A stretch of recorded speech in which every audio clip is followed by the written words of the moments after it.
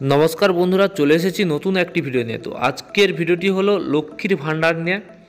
তো চলে এসেছি নতুন লক্ষ্মীর ভান্ডারের নতুন আপডেট নিয়ে এবং জানুয়ারির যে নতুন আপডেট রয়েছে সেটা নিয়ে এবং জানিয়ে দেব যাদের এখনও টাকা ঢোকেনি এবং যাদের প্রবলেম রয়েছে সেই প্রবলেমটাও দেখাবো এবং আপনার সেই প্রবলেম রয়েছে নাকি দেখুন এবং কিভাবে সলভ করবেন সেটাও আমি বলে দেবো আজকের ভিডিওতে।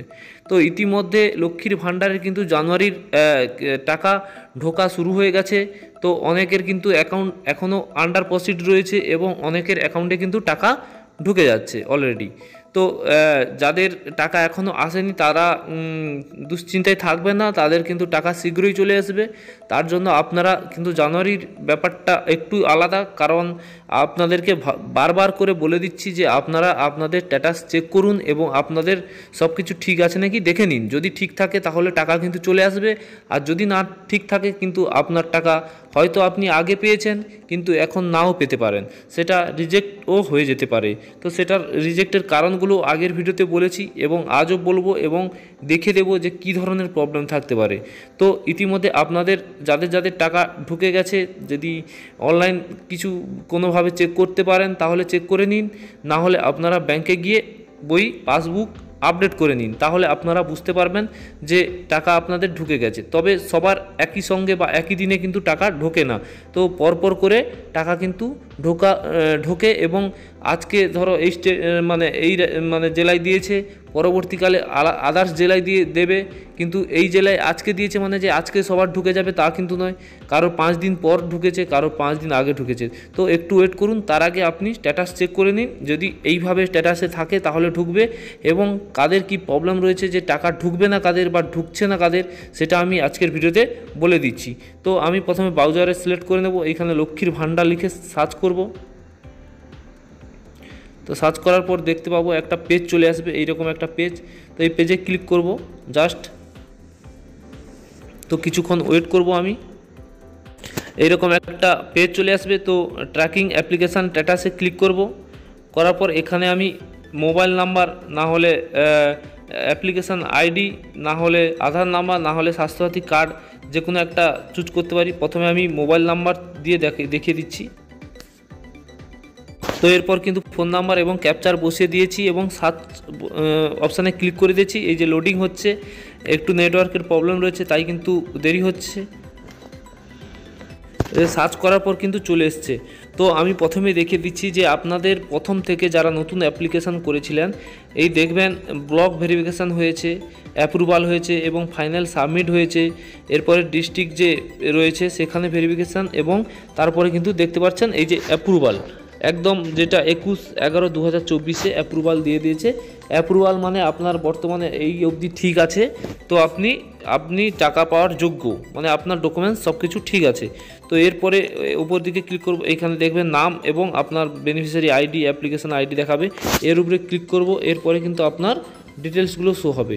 এবার ওখানে যদি ঠিক থাকে তাও কিন্তু এখানে আপনাকে চেক করে নিতে হবে।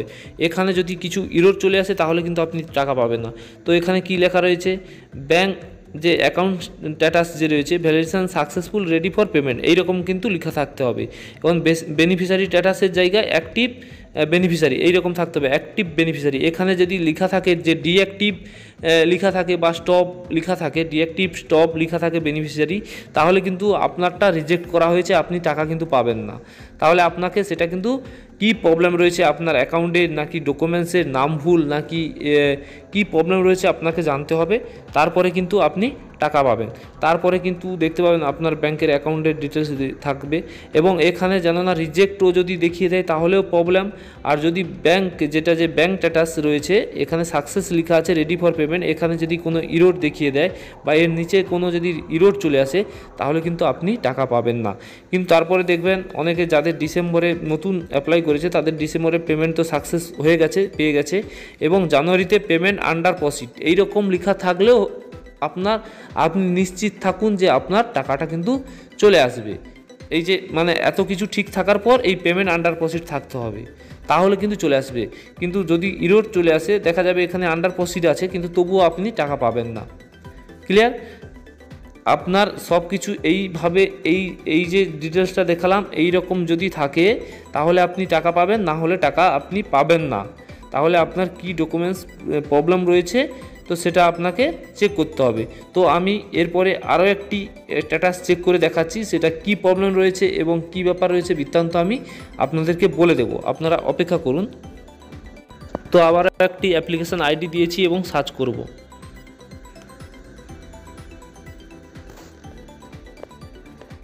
তো দেখতে পাচ্ছেন এই দিদিভাই কিন্তু অনেক আগে আমাকে কমেন্ট করে জানিয়েছিল, প্লাস আমি ওনার ডিটেলস চেয়েছিলাম।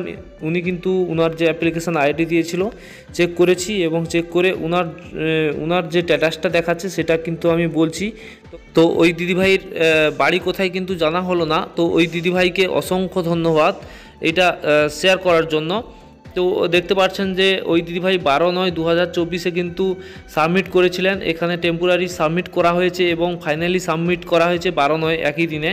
তো এরপরে কিন্তু 22/11/2024 এটা ডিস্ট্রিক্টে ফরওয়ার্ড করা হয়েছিল এবং সেটা রিটার্ন চলে এসেছে। এখানে কি বলা হয়েছে, অ্যাপ্লিকেশান রিভাইটেড ফর দিস রিয়েশন others by Kolkata sub division officer verification. তো দুটোতে কিন্তু একই লেখা রয়েছে।